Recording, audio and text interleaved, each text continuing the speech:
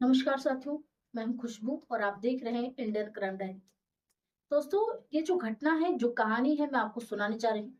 ये कहानी बहुत ही रोचक होने वाली है, क्योंकि इस घटना में रिश्तों के साथ जो घटिया हरकत की जाती है, उसको सुनकर हर कोई दंग रह जाता है।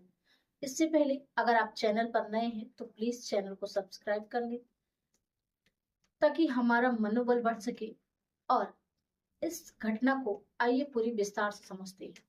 उत्तर प्रदेश की राजधानी लखनऊ का एक रेलवे स्टेशन पड़ता है, जिसका नाम होता है Gomti Nagar railway station. Gomti Nagar railway station की बात कर रही हूँ। 17 मई 2026 की सुबह करीब 6:30 बजे जो है सफाई कर्मी रोज की तरह जो है ट्रेन की साफ सफाई करने आए थे, जिस ट्रेन का नाम था छपरा गोमती नगर एक्सप्रेस। इस ट्रेन की संख्या थी 15114। S1 बोगी में जैसे ही वो सफाई कर्मी जो था वो जाता है, और वो जाने के बाद देखता है कि एक टीन का जो है बक्सा उस बोगी में रखा हुआ है। पहले तो वो सोचता है कि हो सकता है किसी का हो, कोई आकर ले जाएगा। लेकिन जैसे जैसे उसकी सफाई आगे बढ़ रही थी, वो जैसे जैसे आगे बढ़ रहा था, उस बक्से में से दुर्गंध आ रही थी। उस दुर्गंध को उसके नाक में जैसे ही जाती है, उसको कुछ गड़बड़ लगता है और वो उस टीन के बक्से के पास पहुंचता है। बक्से के पास पहुंचने के बाद वो बक्से को थोड़ा हिलाता डुलाता है, लेकिन बक्से को हिला नहीं पाता है। उसके बाद से उसमें से जो दुर्गंध आ रही थी वो बहुत ही तेज आ रही थी। और इस चीज को जैसे ही वो देखता है, जैसे उसके नाकों में जाती है, वो तुरंत ही उल्टे पांव दौड़ लेता है। और दौड़ते ही वो तुरंत जीआरपी थाना जाता है और कहता है कि साहब, जो छपरा गोमती नगर एक्सप्रेस है, जिसके S1 बोगी में एक जो है टीन का जो है बक्सा रखा हुआ है, उस बक्से से अजीब तरह की स्मेल आ रही है। इस चीज को जैसे ही पुलिस वाले सुनते हैं, वो तुरंत ही अपनी पूरी टीम को लेकर उस जो है ट्रेन में पहुंच जाते हैं, यानी कि उस रेलगाड़ी में पहुंच जाते हैं और उस S1 बोगी में पहुंचते हैं। S1 बोगी में पहुंचने के बाद देखते हैं कि यह सफाई कर्मी तो बिल्कुल सही कह रहा है, क्योंकि वो सफाई कर्मी जो कह रहा था वो बात 100% सच थी। वहां पर उस बोगी में एक टीन का जो है बक्सा रखा था। उस बक्से से अजीब तरह की दुर्गंध आ रही थी। ऐसा लग रहा था मानो उसमें कोई सड़ी गली चीज रखी हो। अब जैसे ही इस चीज को पुलिस वाले देखते हैं, पुलिस तुरंत ही उस बक्से को खुलवाने का प्रयास करती है। बक्से को जैसे ही खोला जाता है, तो उसके अंदर जो था वो देखकर हर किसी का होश उड़ जाता है। दरअसल उस बक्से में एक महिला का कटा पिटा शरीर था। यूं कह सकते हैं कि एक महिला की कटी पिटी बॉडी थी। और इस चीज को जैसे ही पुलिस देखती है, वो तुरंत ही सन्न रह जाती है। अब पुलिस जो है उसमें जो कटी पिटी बॉडी थी उसको निकलवाती है, तो उसमें प्लास्टिक में करके जो है वो रखा रहता है। यानी कि उसमें टोटल 5 पार्ट्स होते हैं, जिसमें 2 हाथ, 2 पैर और एक धड़ होता है। जिस बॉडी का जो सर था वो गायब था। शायद अब पुलिस को लगता है कि जो कातिल है उसने इस इरादे से इस जो है घटना को अंजाम दिया है और उसके सर को धड़ से अलग कहीं रख दिया है, क्योंकि उसका जो गुनाह है वो कहीं पकड़ा ना जाए और इस बॉडी की पहचान ना हो सके। पुलिस जो थी वो गुनहगार से भी शातिर थी। अब पुलिस पूरी तरह से जांच में जुट जाती है और लगभग बताया जाता है कि लगभग 500 से 550 किलोमीटर दूर से चलकर ये पहुंची इस ट्रेन के सभी स्टेशनों पर जो है सूचना दे दी जाती है। और लगभग 800 से 1000 रेलवे स्टेशन बीच में पड़े थे, और उन सभी पर जो है पुलिस अब अपनी पैनी नजर रखती है। पुलिस उधर हर स्टेशन पर जांच कर रही थी, और इधर जो है इस रेलगाड़ी में जो बक्सा टीन का मिला था, उसमें भी पुलिस अब जांच में जुट जाती है। पुलिस जो है जांच कर रही थी, तभी पुलिस को 3 युवक दिखाई देते हैं, जिसमें उत्तर प्रदेश का जिला कुशीनगर के तमकहू रेलवे स्टेशन पर वो तीनों उतरते हैं। अब पुलिस उन तीनों को सीसीटीवी में देखती है और देखने के बाद ही पुलिस पहली नजर ही उन पर शक जताती है। हो न हो वो पुलिस का शक था जो अब यकीन में बदलने वाला था। अब जैसे ही पुलिस अपनी जांच को आगे बढ़ाती है, उस फोटो को लेती है और उस फोटो को लेने के बाद जैसे ही उस रेलवे स्टेशन पर लोगों से पूछताछ करती है, तो वही का एक जो दुकान वाला होता है वो कहता है, साहब मैं इसको जानता हूँ। पुलिस अब उससे पूछती है, तुम इसको कैसे जानते हो और इसका क्या नाम है? तो वो बताता है कि साहब साहब इसका नाम बिगन अंसारी है, जो कि ई रिक्शा चालक है। ये कई बार जो है ई रिक्शा लेकर सवारी लेकर आता है।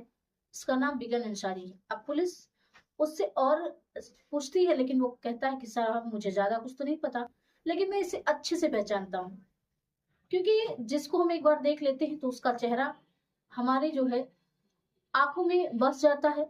उस चेहरे को हम कहीं भी देखते हैं, कितनी भी भीड़ में देखते हैं, तो वो चेहरा हम पहचान लेते हैं। अब जो है वो इतना पुलिस को इंडिकेट कर देता है, इतना पुलिस को जानकारी दे देता है, पुलिस अपने स्तर से जांच में जुट जाती है।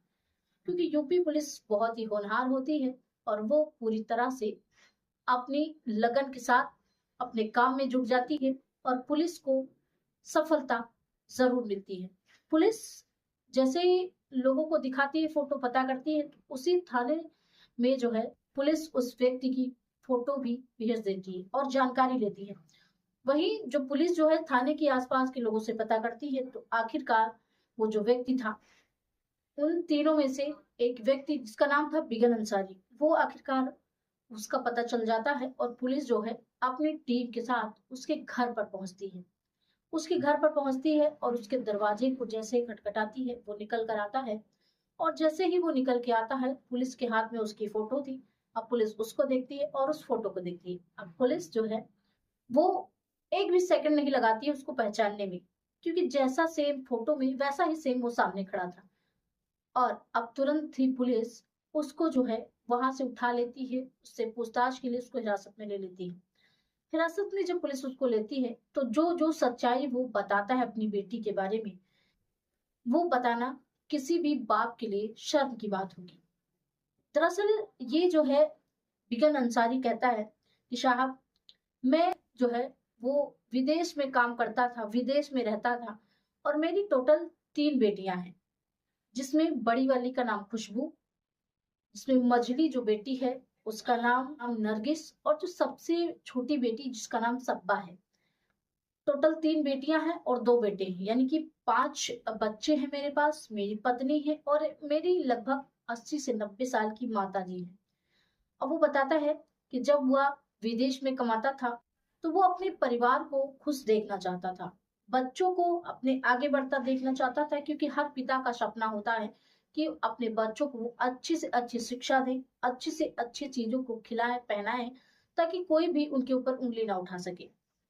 अब जब पिता बाहर विदेश में कमा रहा था, तो जो है वो जो भी पैसे पाता था वो उसकी माँ को भेजता था, और जो माँ है वो घर का पूरा खाना खर्चा चलाती थी।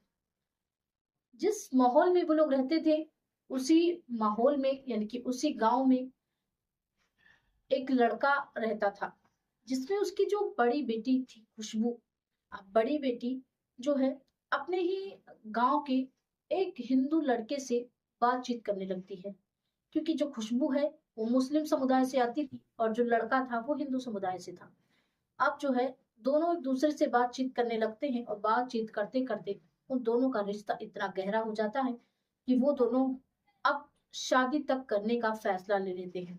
लेकिन शादी करने का फैसला तो ले लेते हैं, लेकिन उनको ये लगता है कि जो हिंदू और मुस्लिम दोनों के बीच में जो फासला है, जो जाति का डिस्टेंस है, वो कभी पूरा नहीं होगा, यानी कि वो लोग एक दूसरे के कभी नहीं होंगे, घर वाले शादी नहीं कराएंगे। अब जैसे तैसे कुछ समय तक चल रहा था, लेकिन जो खुशबू थी और जो वो लड़का था, अब वो दोनों फाइनली एक दूसरे के साथ रहने का जो है वचन ले लेते हैं और वो दोनों अब जो है घर से भाग जाते हैं।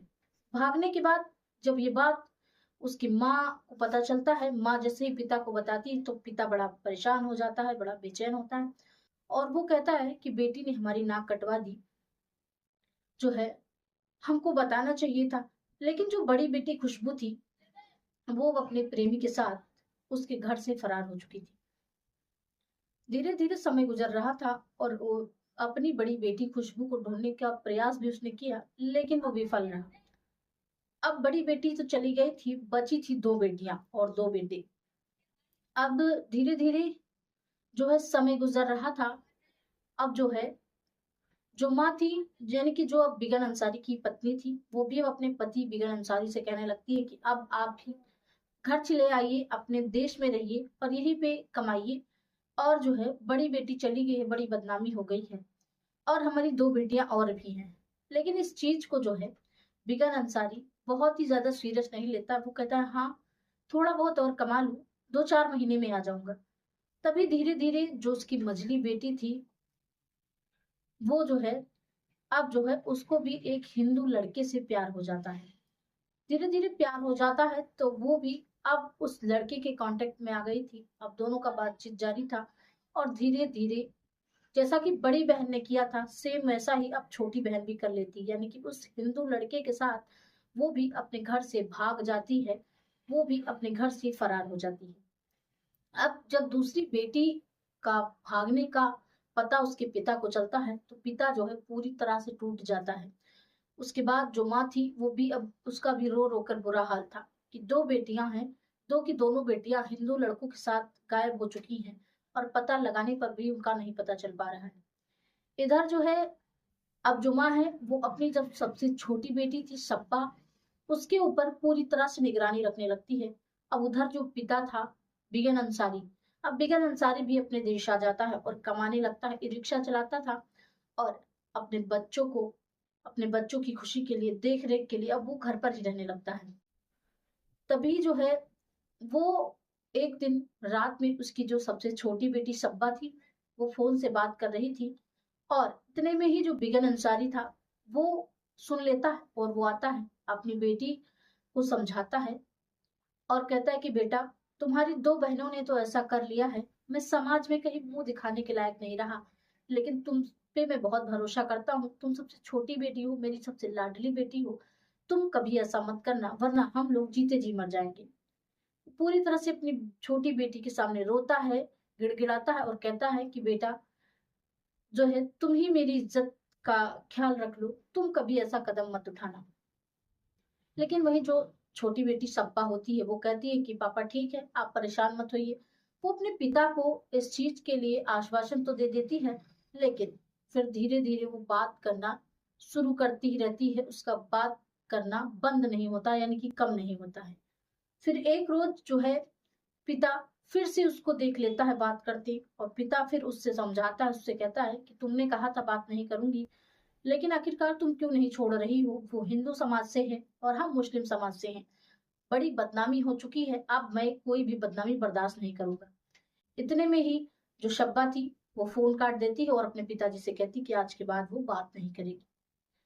फिर जैसे जैसे समय गुजर रहा था अब सब्बा तीसरी बार उसके पिता उसको देखते हैं, उसके बाद उसके पिता कुछ नहीं कहते हैं। फिर अगली सुबह जब होती है तो वो अपने जो है दोनों बेटों से और उसकी माँ से कहते हैं कि तुम लोग जाओ रिश्तेदारी में घुमाओ घुमाओ। अब जो है बिगन अंसारी की पत्नी और उसके दोनों बेटे एक रिश्तेदारी में चले जाते हैं। अब बसती है सब्बा, जो कि उसकी सबसे छोटी बेटी लगभग 15 से 16 वर्ष की थी, और बिगन अंसारी और उसकी 90 वर्ष की बूढ़ी माँ, वो तीनों बसती हैं। अब जो बिगन अंसारी होता है वो अपनी बहन नूरजहां को फोन करता है और अपने बहनोई मजबूल्ला खान को भी फोन करता है और उन दोनों को घर बुला लेता है। घर बुलाने के बाद उन लोगों को पूरी बातें बताता है और कहता है कि इसको हमें रास्ते से हटाना है, वरना ये भी किसी हिंदू लड़के से शादी कर लेगी तो हम लोगों की बहुत ही बदनामी हो जाएगी। अब जो है वो तीनों प्लान बनाते हैं इसको मौत के घाट उतारने की।